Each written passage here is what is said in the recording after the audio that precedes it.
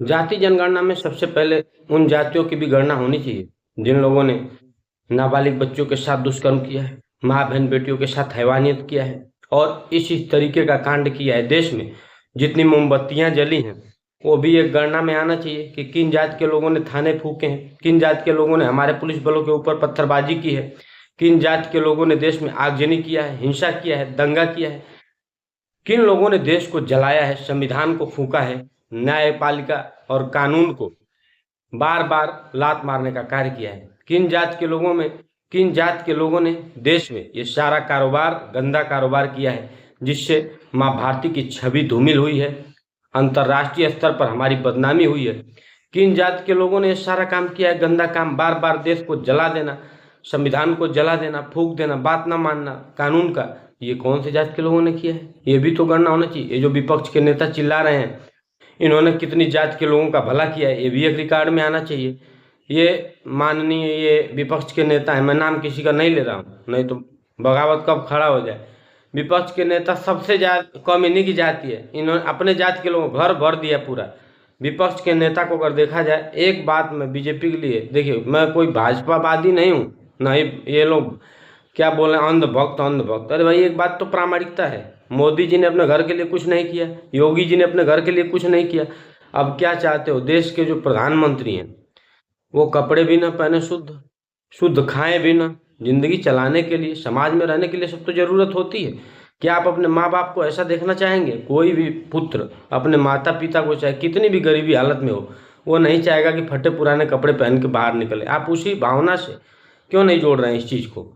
जाति जनगणना पर जो कल हरी झंडी मिल गई, इससे भारत का भला होने वाला नहीं है, इससे बहुत बड़ा पतन का कारण बनेगा इस देश का। मैं एकदम खुलेआम कह रहा हूँ, बड़ी प्रामाणिकता के साथ बोल रहा हूँ। जाति जनगणना में जिन जात के लोगों ने देश में सारा अराजकता फैलाया है, आगजनी हिंसा किया है, रेप बलात्कार किया है, माँ बहन बेटियों के साथ दुराचार, व्यभिचार, अनाचार, अत्याचार किया है, देश के संविधान का, प्रकृति के विधान का, कानून का बार बार अतिक्रमण किया है, इन जात के लोगों को भी देश से निकाल देना चाहिए। इनका क्या काम है?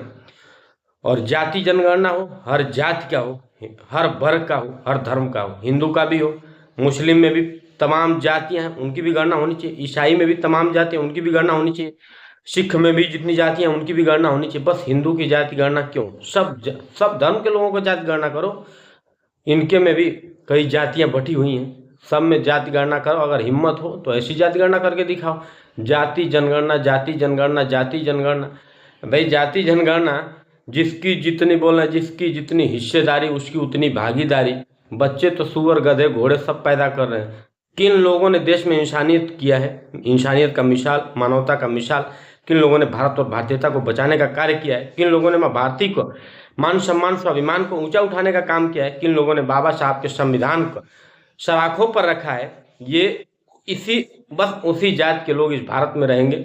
बाकी जातियों को लात मार के बाहर निकाल दीजिए। जो देश में हिंसा, आगजनी, दंगा, माँ बहन बेटियों के साथ दुराचार, व्यभिचार, अनाचार, अत्याचार, नाबालिग बच्चों तक को नहीं छोड़ा गया। 21 जात के लोग हैं, आखिर में हैं तो किसी जात के। अगर दम है, हिम्मत है, एक चुनौती है कि इस तरीके से जाति जनगणना करा के दिखा दीजिए भारत में, मैं मान जाऊंगा कि सब लोग पक्ष विपक्ष मिलके माँ भारती के असमत और इज्जत की सुरक्षा करेंगे, रक्षा करेंगे, भारत के मान सम्मान स्वाभिमान को सुरक्षा करेंगे, आगे बढ़ाएंगे ये, और बाबा साहब के संविधान, बाबा साहब के विधान और महात्मा गांधी के सपनों का भारत बनाएंगे। वंदे मातरम। जय हिंद, जय भारत। हमारी बातों को अधिक से अधिक शेयर करिए, हमारे चैनल को सब्सक्राइब करिए और इस तरीके से जाति जनगणना कराने के लिए सब लोग आवाज़ उठाइए, नहीं तो पता चले कि जाति जनगणना के बाद देश में एक अलग तरीके का हिंसा, एक अलग तरीके से आपस में लड़ने मरने का नौबत आ गया। वंदे मातरम। जय हिंद, जय भारत।